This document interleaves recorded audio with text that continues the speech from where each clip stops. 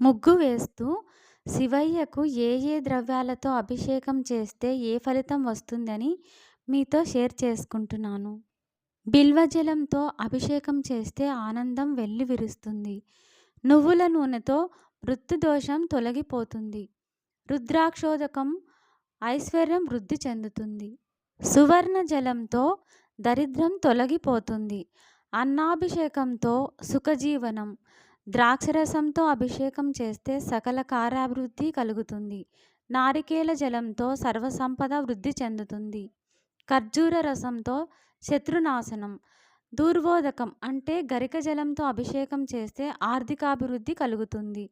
ఓం నమః శివాయ. ఈ వీడియో గనక నచ్చితే గనక లైక్ చేసి షేర్ చేయండి. దుర్గా హోమ్ టాక్స్ను సబ్స్క్రైబ్ చేసుకోండి ప్లీజ్.